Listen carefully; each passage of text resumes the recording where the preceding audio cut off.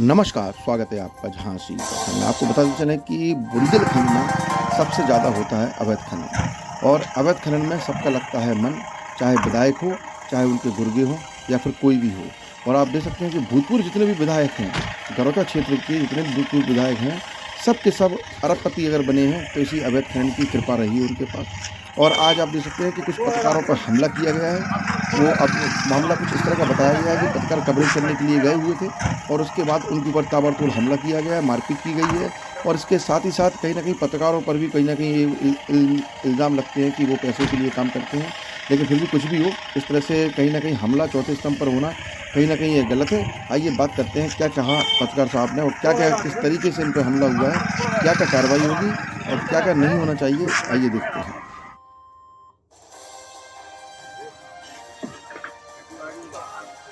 क्या नाम है आपका? कृष्णचंद पाठक। क्या घटना हो गई?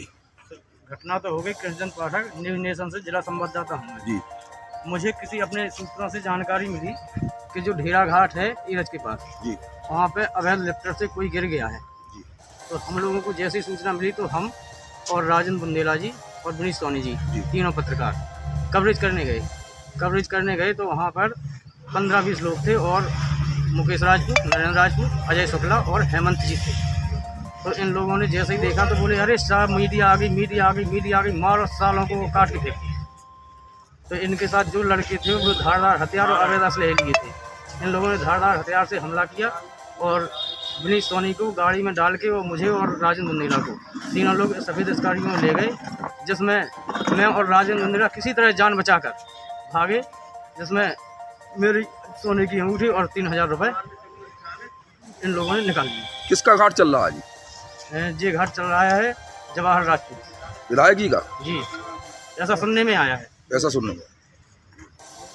और मोबाइल राजन बुंदेला जी का चला गया, चैन भी चली गई। विनीत सोनी का मोबाइल और विनीत सोनी का तो अभी पता ही नहीं है कहाँ है। क्या मामला है? मैं राजेंद्र बुंदेला, राष्ट्रीय सहारा पत्रकार, तहसील संवाददाता गरौठा। हमको ढेरा घाट के लोगों ने सूचना दी कि अवैध खनन चल रहा है और लिफ्टर द्वारा बालू उठा रहे हैं। तो हम एवं हमारे दो साथी साथ में हम लोग कवरेज करने ढेरा घाट पर जा रहे थे। तो टोकर के पास कुछ दबंग लोग, नरेंद्र राजपूत एवं उनके अन्य साथियों ने हमें रोक के धारदार हथियार से मारा है और जान से मारने की धमकी दे रहे थे। और हमारे साथ हमको मार के तीनों लोगों को स्कॉर्पियो गाड़ी में डाल के मेरा अपहरण करके कहीं बोल रहे थे कि बेतवा नदी के पुल से इन लोगों को फेंक दो, ये साले मर जाएंगे। तो हम लोगों ने, हमारे साथ ही जो पप्पू पाठक हैं, हम दोनों लोग करीब 30 की स्पीड में गाड़ी से स्कॉर्पियो से कूद के अपनी जान बचा के भागे हैं। और हमको बहुत ज़्यादा मारा है और उनके साथ करीब मारने वाले 15 लोग थे।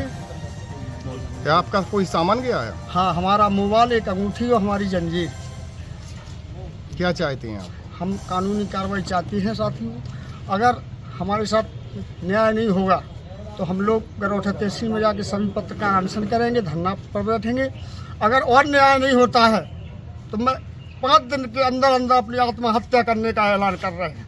मैं पत्रकारिता राष्ट्रीय सहारा से तो हूँ, लेकिन अगर हमारे साथ न्याय नहीं होगा तो मैं अपनी पेट्रोल डाल के आत्महत्या कर लूँगा, जो आप लोगों से कह रहे हैं। अरे आपको